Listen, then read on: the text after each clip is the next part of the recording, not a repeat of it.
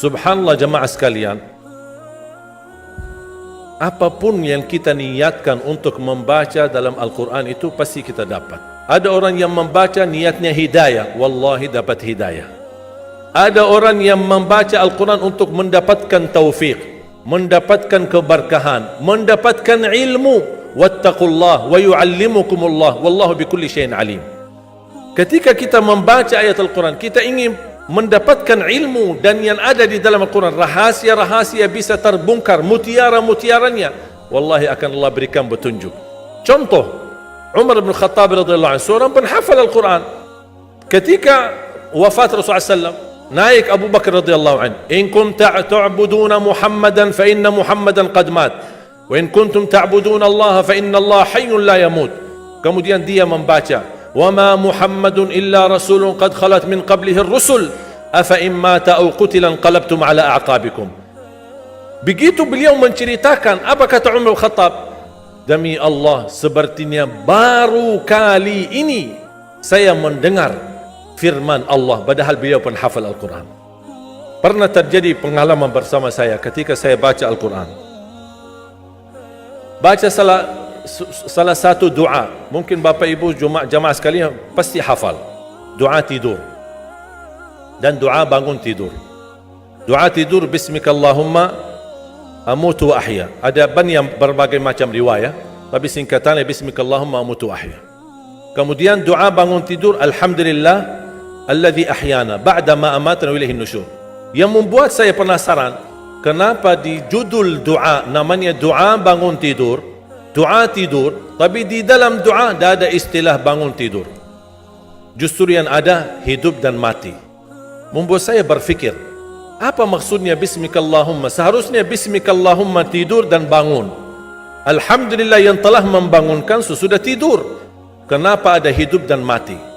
Ingin saya mencari tahu, sampai saya menemukan sebuah hadis yang sahih.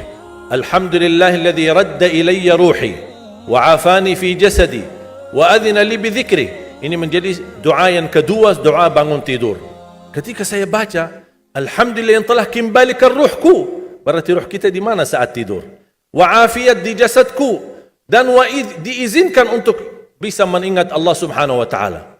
Membuat saya tambah penasaran, kenapa di saat tidur Allah sebutkan kata hidup dan mati, bukan kata bangun dan tidur.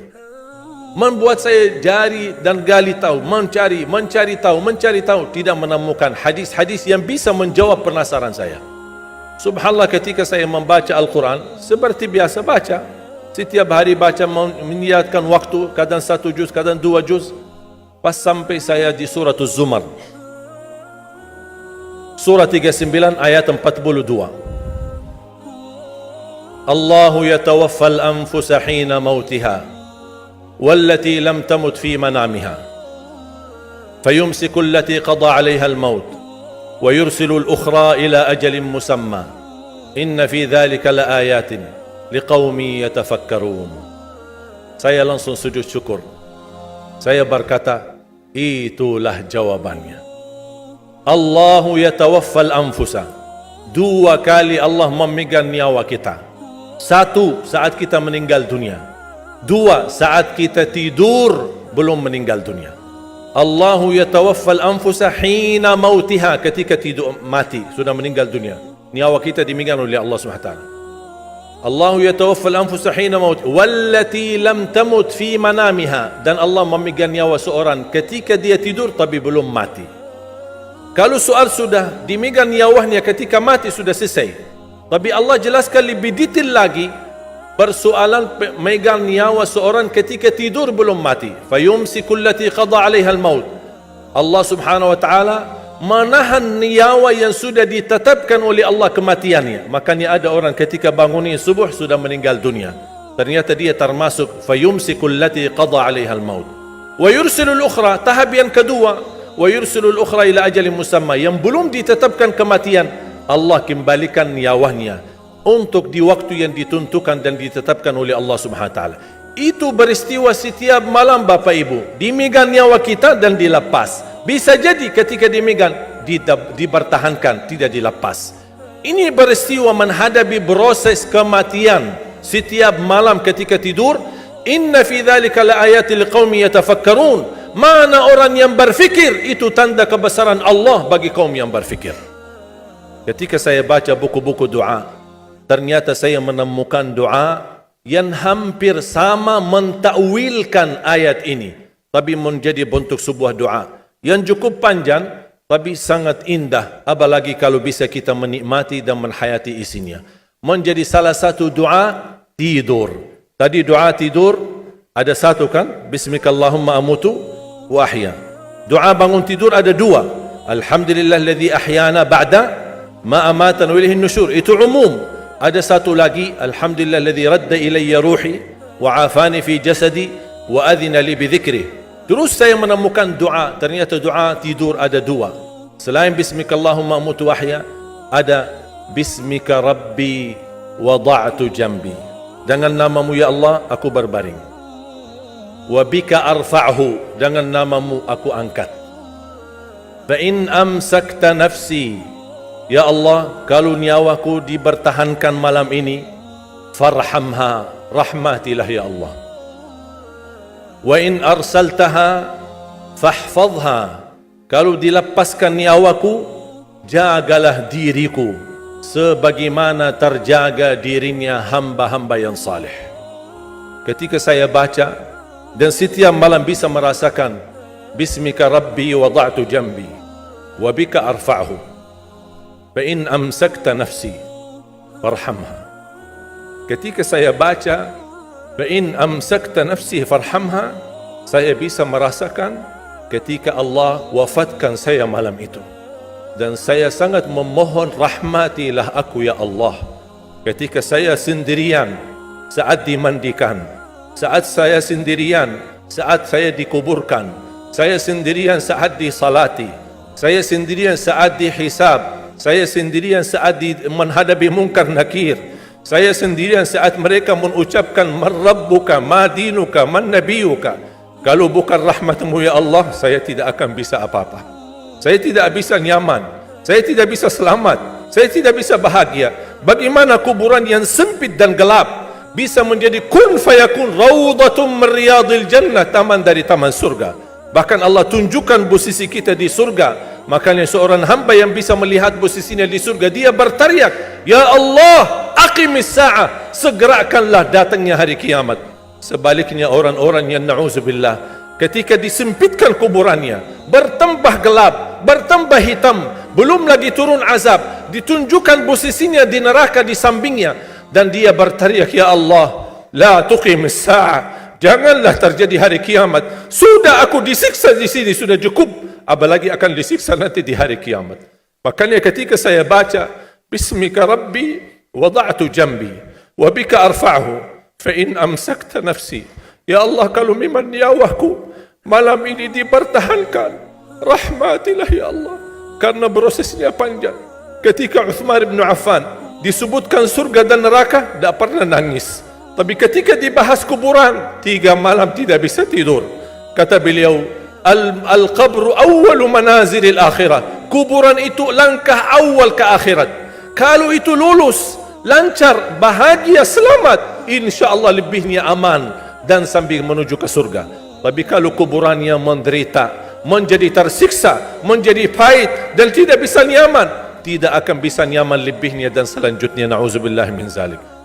Wa in arsaltaha, ya Allah, kalau memang kami di malam ini masih ditetapkan, masih punya umur dan dilepaskan nyawa kami masih diizinkan untuk beraktivitas dan beribadah, mendekatkan diri kami kepadamu ya Allah.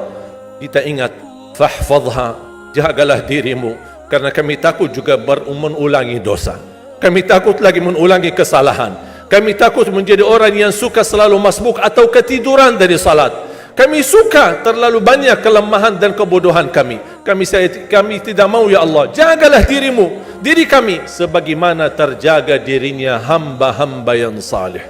Wallahi jamaah sekalian, saya usulkan kalau bisa hafal doa ini, karena sangat indah, hayati maknanya, dalami isinya, agar kita tidur dan kita merasakan tergantung diri kita dengan rahmat Allah Subhanahu wa taala.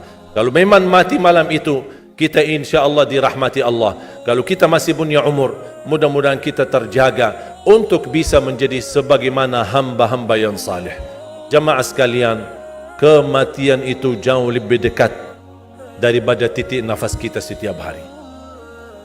Bahagialah seorang yang bisa sisahkan amalannya, yang bisa membuka buku amalannya walaupun dia mati, tapi terus disalurkan pahala. Sedekah jariahnya tidak terputus.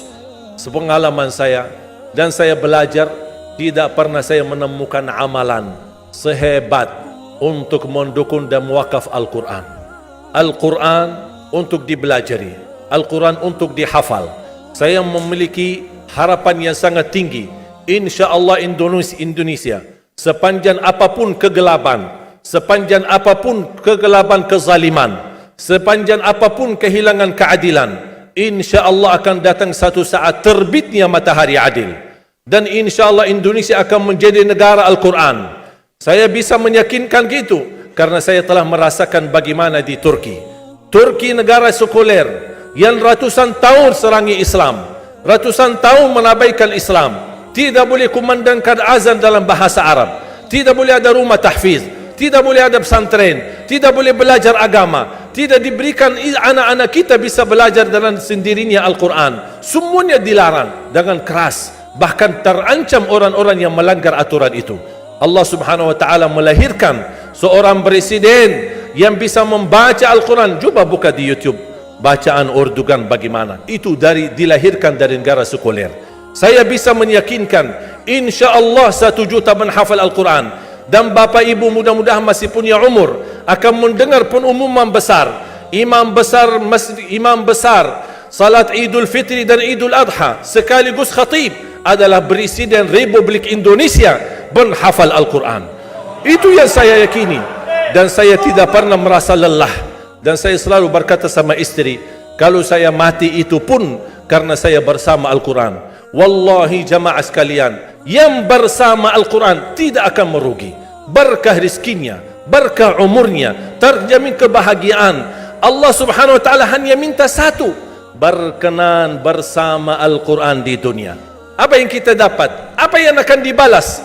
Akan Al-Quran temani kita di dunia, akan temani kita saat sakratul maut, akan temani kita di kuburan membela kita, akan menemani kita saat kita dibangkit oleh Allah, akan menemani kita saat hisab, akan menemani kita saat berjalan di atas sirat yang sangat tipis dan panjang, bahkan tajam jalanannya. Begitu sampai ke surga, apakah Al-Quran melepas? Tidak akan melepas. Al-Quran masih berkenan, padahal kita hanya cuma sekali berteman sama Al-Quran di dunia. Dia begitu luar biasa panjangnya bertemanan sama kita sampai ke surga, bahkan akan temani kita masuk surga. Sebagaimana bersabda Rasulullah SAW, yuqalu liqari'il Quran, ahlul Quran di dunia yang kesibukannya baca, kesibukannya hafal, tidak membuangkan waktu sia-sia, selalu bersama Al-Quran. Allah suruh dia, bacalah dalam surgamu, naik derajatmu, baca, naik lagi, tambah lagi baca, naik lagi, sampai di posisi mana pun anda berhenti baca, disitulah posisimu di dalam surga. Bagaimana kata Siti Aisyah di riwayat Imam Muslim, jumlah tingkatan-tingkatan dalam surga Allah sesuai jumlah ayat Al-Quran. Oleh karena itu tidak ada yang lebih tinggi di dalam surga Allah daripada Ahlul Quran. Cukuplah bahagia Ahlul Quran ketika di hari kiamat dipanggil, semua manusia dibangkitkan oleh Allah, malaikat memberikan pengumuman, mana Ahlul Quran? Berdiri, rapat, berdekatan. Mereka maju, mau bawa kami ke mana? Kalian terpilih menjadi orang yang terdekat sama Allah, karena Ahlul Quran adalah keluarga Allah Subhanahu wa ta'ala. Bukan hanya kita sendiri yang mendapatkan anugerahnya dan manfaatnya, semua keluarga kita, termasuk orang tua kita dan orang yang ada di sekitar kita. Makanya jemaah sekalian, kalau anda gagal penghafal Al-Quran, anakmu pun gagal penghafal Al-Quran, jangan sisahkan walaupun saham menjadi saksi baik di hadapan Allah. Ya Allah, saya belum hafal, anakku gagal penghafal Quran, tapi insya Allah hartaku, usahaku, pikiranku, tenagaku bisa terus memperjuangkan Al-Quran. Apa saja ya Allah, insya Allah menjadi saksi baik. Dan nanti di hari kiamat InsyaAllah kita bersama Ahlul Quran mendapatkan syafaatnya Al-Quran di hari kiamat. Kita sangat membutuhkan ayat-ayat yang dikumandangkan ketika meninggal dunia. InsyaAllah setiap satu huruf akan disalurkan 10 kebaikan. Mudah-mudahan semua yang hadir diberikan kemuliaan dan keanugerah dari Allah menjadi Ahlul Quran, penghafal Al-Quran, penghayati Al-Quran, para pencinta Al-Quran, berakhlak-akhlakul Quran. Ya Allah, aku mohon atas izinmu ya Allah, kami bersama-sama bertemu di masjid ini. Berilah kepada kami kemuliaan bersama-sama bersama Ahlul Quran di dalam surgamu ya Allah, ya Dzal Jalal wal Ikram, ya Arhamar Rahimin, ya Arhamar Rahimin. Anugerahlah kepada kami anak dan keturunan penghafal Al-Quran, anak dan cucu penghafal Al-Quran yang mampu menjaga nama baik keluarga kami, yang mampu membanggakan kami di hadapanmu hari kiamat, yang mampu menhadiahkan mahkota untuk kedua orang tua kami. Birahmatika ya Arhamar Rahimin. Ya Allah, maafkan kalau kami tidak berhasil menjadi penghafal Al-Quran, tapi ya Allah, kami kurbankan nyawa kami, harta kami, usia kami, tenaga kami, pemikiran kami, ilmu kami untuk Al-Quran, agar Indonesia ke depan menjadi negara Al-Quran, agar Indonesia menjadi contoh terbaik untuk mata dunia, agar bisa kita melahirkan. Karena saya meyakinkan ya Allah, dan kami semua meyakinkan, terjamin masa depan Indonesia baldatun tayyibatun wa rabbun ghafur kalau selalu bersama Al-Quran. Ighfir lana wa liwalidina wa li jami'il muslimina wal muslimat wal mu'minina wal mu'minat al ahya'i minhum wal amwat. Rabbana atina fid dunya hasanah wa fil akhirati hasanah wa qina adzaban nar. Wa sallallahu ala sayyidina wa nabiyyina Muhammad wa ala alihi wa sahbihi wa baraka wa sallam. Walhamdulillahi rabbil alamin. Subhanakallahumma wa bihamdik, ashhadu an la ilaha illa ant, astaghfiruka wa atubu ilaik.